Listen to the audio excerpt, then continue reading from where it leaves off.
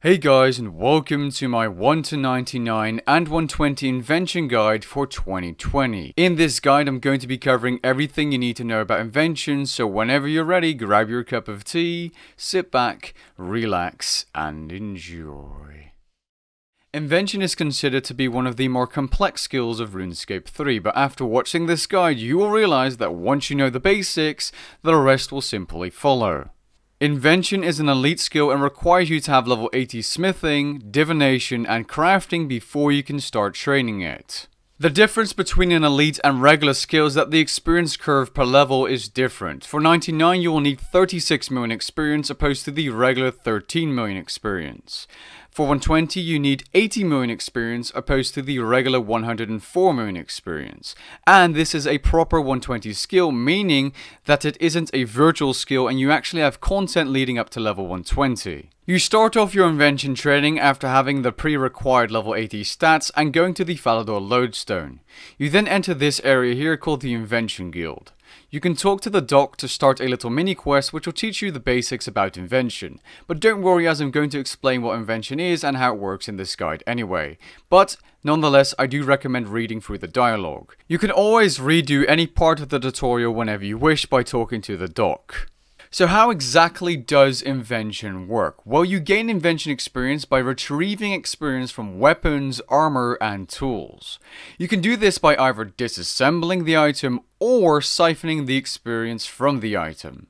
These weapons, tools, and armor pieces need to be augmented before you can gain experience on the actual item. So to be clear, you do not directly gain experience with the skill, you level up your weapons, tools, and armor and then retrieve the experience from those items. To augment the gear to gain that experience on the item, you require an item called an Augmentor, which can be made at the Inventor's Workbench.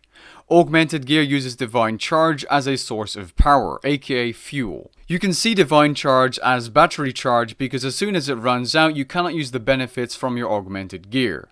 Now, what do I exactly mean with benefits? Well, you can put perks on your augmented gear and on your tools. You can add perks to augmented items by using item gizmo shells. Perks have various benefits but also have downsides depending on what combination you get by creating a perk. Augmentors, gizmos, and perks all require components and materials to be made. These components and materials can be obtained from disassembling items. You can view how many materials and components you have of each by viewing your backpack. The area in the middle of this room is the Inventor's Workbench. This is where you'll be crafting and discovering new items. The manufacture section is mainly used to create item gizmo shells and augmentors, and possibly if you're an Iron Man, also your divine charges. You can also create skilling outfit pieces, skilling devices, and more. The left side of the Inventor's Workbench is called the Discovery section. This is used to discover new materials, devices, and machines. You'll start by having to make a prototype. Don't worry about failing or making the device explode as you have unlimited attempts. You then need to put the materials or components in the correct order to get the maximum amount of experience before inventing the item, aka discovering the item. Keep moving one item at a time to get the optimization of good or better. Once you have that, you'll get a huge chunk of experience, and this experience can actually be doubled on Double Experience Weekend.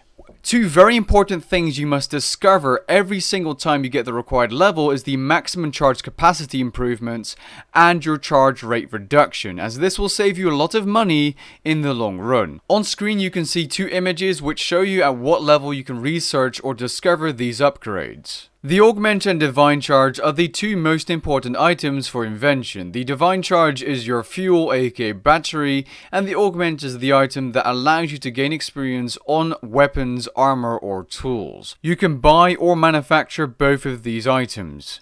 The Augmentor requires any type of divine energy, 45 base parts, 45 flexible parts, 45 tensile parts, 8 enhancing components, and 7 powerful components. The Divine Charge requires divine energy and 20 simple parts, which are usually obtained from logs. If you are creating the Augmentor, keep in mind that the lower tier of energy you're using, the more energy you will actually require. Sometimes this is more expensive. This will depend on the current prices when you're watching this video. To get base parts, you're best off disassembling any weapon with a hilt, for example a Mithril longsword or better. Tensile and flexible parts are best obtained from disassembling unstrung bows, think willow, maple and so on. Enhancing components are best obtained from disassembling crystal flasks, potions and ring of slaying.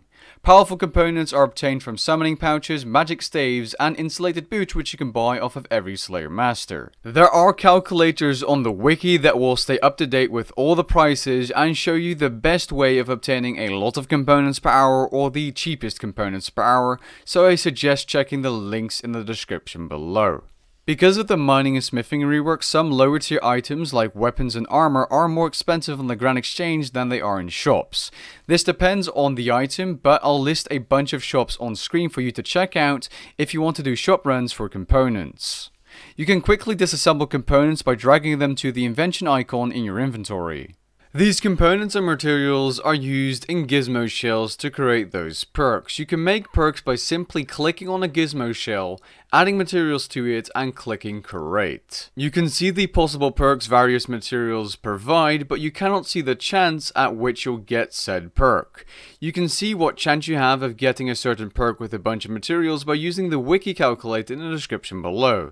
This calculator also works for ancient invention gizmo shells which have 9 slots instead of 5. If you try to create a perk and it says you have failed to create the perk gizmo, you do not lose any materials and you do not lose the gizmo shell, so there's nothing to worry about. All you have to do is restart by adding the materials to the gizmo shell again. Here are 4 very important general invention perks, the first of which being the Wise perk. The Wise perk gives you 1% bonus experience per rank in any skill up to a cap of 50,000 experience per day. This is a perk you would want to put on an item whenever you're skilling. The Enhanced Efficient perk reduces divine charge use by 9% per rank on the item this perk is put on. Reducing the amount of divine charge you use can save you money, and if you're going to be disassembling something like crystal halberds, this might be something you want to put on your item. The Enlightened perk is an invention perk you'd want to put on an item you aren't using for PVM and instead are using to AFK farm invention experience with, for example crystal halberds at the Abyss. Yet again, the way this perk increases your experience per hour for invention is because you'll be leveling items up quicker and therefore disassembling more items per 10 hours, for example. Please do not waste a gizmo perk slot by putting the Enlightened perk on your high level PVM items you are siphoning. More on that later. The Scavenging perk is another useful perk that gives you a chance of finding rare materials, but it also gives you other invention materials and it's basically free components. Some great examples of where to use the Scavenging perk are AFK Corpse Spiders, the Abyss, and AFK Mid-Level Slayer. After the tutorial you should be level 4 invention, so it's time to start training with all the information you know now. Levels 4 to 27, all you have to do is level 2 items to level 5 and disassemble them, aka destroy the items for experience. Getting an item to level 5 doesn't take very long, and if you're going to be using a black salamander, a great creature to get that item to level 5 with is, of course, water fiends, as they are perfect to do with ranged. Leveling these 2 items to level 5 depends on how fast you can kill the water fiends, but it should only take you anywhere from 30 minutes to an hour to get these 2 items to level 5. Once they are level 5, you want to disassemble the item, get all the experience, and you should be level 27. Once you're level 27, go back to the Inventor's Workbench and be sure to discover the research to be able to augment body armor and to get augmented items to a maximum level of 10 for disassembling. Here's an overview of the amount of augmentors or siphons you're going to need for levels 99 and 120. I recommend siphoning after level 60 because if you do it before that, you can't siphon an item at level 12 because you need the research of being able to get to level 15 as the max level for your augmented item, which is something you can research and discover at level 60 invention.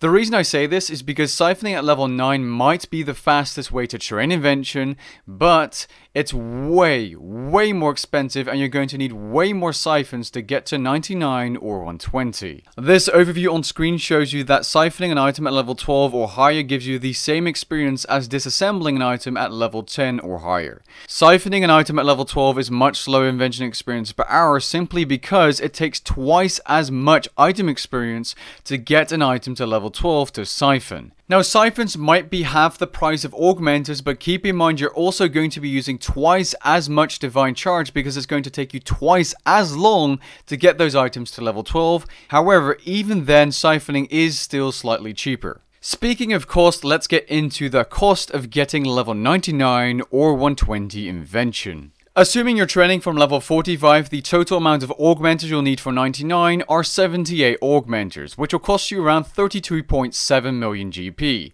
But don't be mistaken, that's not accounting for the items you're going to be disassembling, aka destroying as well. So those numbers are lower than the actual cost of 99 Invention. And don't forget about Divine Charge, aka the fuel for your augmented items, because that will cost you at least 100k plus GP per hour per augmented item you are using. The only exception to this cost per hour is skilling items that are augmented, as they use a lot less charge. The total augmenters you'll need for level 120 from levels 45 onwards are 175 augmenters, being around 73.5 million GP. If you are siphoning from level 60, at level 12, you'll need 59 siphons for level 99, being around 12.6 mil. For 120, you'll need 141 siphons, which will be around 30.3 mil. Here's one very clear example showing you how much 99 Invention will cost you if you're leveling one item at a time in the Abyss. Assuming Divine Charge costs 100k, which it probably won't be at your level, it'll probably be more like 140, 150k per hour, but it doesn't matter. 117 hours Divine Charge, 78 Crystal Halberds, and 78 Augmenters, and the total cost for 99 Invention will be close to 70 million GP. I think that is very, very reasonable for such a fast skill, especially if you consider that you could be making money on the side while training this skill. All of the calculations in this video exclude the experience you get from researching different blueprints, which also adds up in the end, especially if you do on Double Experience Weekend, saving you money on those augmenters or equipment siphons. Now, I know prices change over time and some of these are expensive, but I recommend sticking to cheap tier 70 equipment that is augmentable. Necronium, for example, from the mining and smithing rework is not augmentable. I made that mistake in my previous invention guide, but chaotics are, and if you do something like Elite Dungeon 1 token farming, you can be self-sufficient by getting those tokens. You can easily get a chaotic per hour, disassemble it after leveling it up, and just buy a new one and continue the process. As for combat methods, anything that is good combat experience, generally speaking, is also good invention item experience. Here are a bunch of examples. Errats are probably one of the best, if not the best method to train invention, and so is the Shadow Reef, aka Elite Dungeon 3. Because the common experience is so high there, you can easily get a lot of invention experience. If you're interested in some of these methods, I do have a Slayer spreadsheet covering a lot of data about these creatures and which ones are good common experience and possibly AFKable, so be sure to check that out, linked in the description below. Now, if you don't like training invention through combat, you can also do it through skilling by training with woodcutting, fishing, mining, fire making, smithing, and archaeology, the new skill of Runescape 3.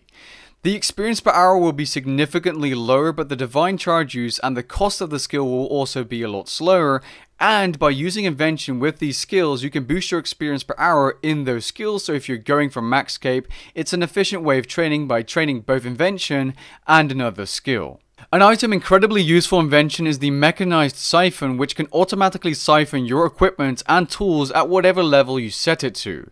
It can hold up to 50 equipment siphons and crystal tool siphons, and it can make Skillvention even more AFK. You don't even need to pay attention to the level of your augmented weapons, tools, and armor. It just automatically siphons the experience from it. It's just such a good quality of life item that I can recommend bringing along in your inventory if you're doing Slayer or simply equipping the item when you're doing Skillvention. Another way of training Invention is through Protean Cogs, but I do not recommend using these with your Protean packs. Use them for other skills, do not use them for Invention, as they are a waste of your Protean packs. The experience rate at level 120 is only something like 370k experience per hour, which is incredibly slow for such a fast skill.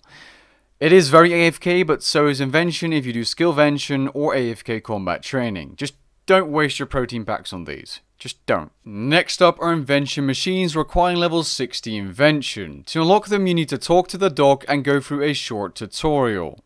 Invention machines require a generator to keep running. This generator can be created using invention materials and components. You then need to add divine charges to this generator for machine charge, and one divine charge gives not 2000 but 3000 machine charge. Specific machines like the auto alker do require extra items to keep running, being alk runes. Now, creating these machines also costs a lot of components, and sometimes they do cost some more useful components, but depending on the prices, they can be worth it for AFK or offline money making. Currently, alking items isn't that profitable, and I don't want to recommend any items in this guide because prices will most definitely change over time. However, I wanted to include a bit in the guide because these machines are quality of life items that can make it easier for you to disassemble items or auto alk items you have no intention of alking yourself, especially if those are thousands and thousands of items. Or just sell them on the Grand Exchange. That's completely up to you. There's also a huge amount of invention devices that can be useful for various skills, and there's no way I'm going to be covering all of them in this video. I did, however, mention one being the mechanized siphon for AFK Skillvention. I will, however, cover one thing that is incredibly important, and that is the Dwarven and Goblin Tech tree. You simply have to do tasks to get points, and this will unlock the ability to craft certain invention devices, including the Oldak coil, which is a very useful cannon for Slayer. All you need to do, and you can do this every day, is go to this board, hand in a certain amount of components or some kind of invention item, get points, then go to the technology section and buy whatever upgrade you like. This is how you unlock the Oldak coil in about 2 days of work. I'm sure a lot of people will be watching this video that didn't know it was that easy to unlock. Yes, simply hand in some components and unlock the Oldak coil and then create it at the workbench. Next up is a short bit about Ancient Invention. Ancient Invention only requires level 95 archaeology if you are an Iron Man account, because you'll need to unlock the blueprints by yourself. If you are a main account, you can simply buy Ancient Gizmo blueprints from the Grand Exchange for like 1 million GP. You will then be able to use 9 items in a Gizmo shell, leading to great benefits for both skilling and combat. And the best thing is, most of these perks are better and a lot cheaper. I'll leave a couple of videos in the description below for you to check out if you're interested in more information about the topic. And the final thing I'd like to cover in this guide is creating skilling outfits using the Invention skill. These skilling outfits can be made for the following skills, being woodcutting, fishing, runecrafting, thieving, farming, mining, divination, and dungeoneering. This requires level 20 invention, and it requires level 18 in skill to start crafting the outfits, costing 3600 fragments apiece. You do, however, start obtaining these fragments after obtaining level 17 in skill automatically. Though, keep in mind it takes quite some time and quite some experience before you can create a full outfit using the Invention skill, as fragments are obtained quite slowly. With that being said, that's the end of this guide. If you found this guide useful, please leave a like down below and maybe even consider subscribing if you enjoy my work. I'll catch you guys in the next one. Peace.